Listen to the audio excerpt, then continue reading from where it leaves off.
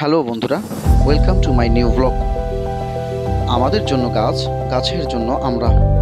তাই তো আমি আমার টিম সহ বর্তমানে উপস্থিত হয়েছি আদর্শ মানিক নার্সারিতে। আদর্শ মানিক নার্সারির সার্বিক ব্যবস্থাপনায় রয়েছেন মোহাম্মদ আব্দুল মতিন, গণপূর্ত বিভাগ, নীলফামারী।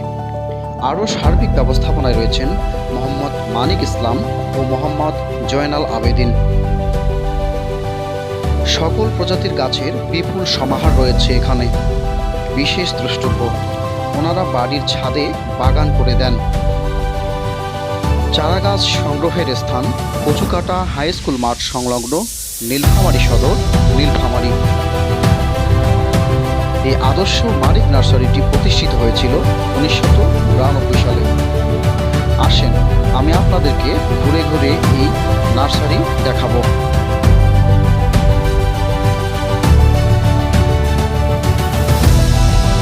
এখানে আপনি চাইলে যে কোনো ধরনের ফলের চারা সংগ্রহ করতে পারেন।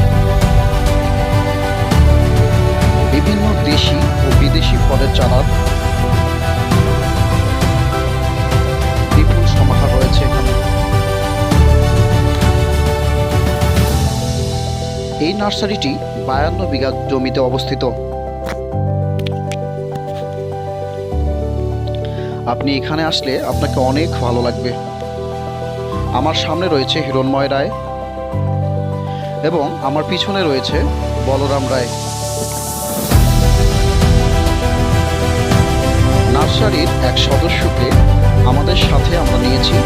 উনি আমাদেরকে ঘুরে ঘুরে সব চারাগাছ দেখাচ্ছেন। তার মধ্যে বর্তমান যেটা দেখতে পাচ্ছেন সেটা হচ্ছে কাশ্মীরি আপেল। আপনারা এখান থেকে কাশ্মীরি আপেল সংগ্রহ করতে পারেন। কাশ্মীরি আপেল ছাড়াও এখানে বিভিন্ন প্রজাতির আপেল রয়েছে।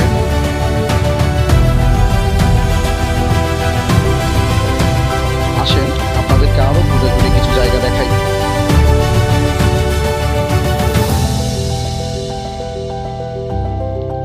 আমরা যেটা দেখলাম এটা হচ্ছে নাশপাতি গাছ, বিভিন্ন প্রজাতির আমের চারা।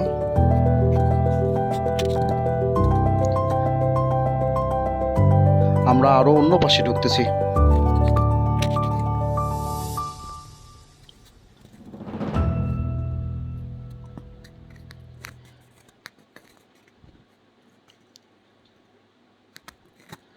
আমরা এগোচ্ছি। এই যে সামনে কুত্তা চলে এসেছে এবং বলরাম ভয় পেয়েছে, আমাকে জড়িয়ে ধরেছে। এখানে পাশে টিউবওয়েলের ব্যবস্থা রয়েছে, আপনারা চাইলে এখান থেকে পানি সংগ্রহ করতে পারেন। ধন্যবাদ সকলকে।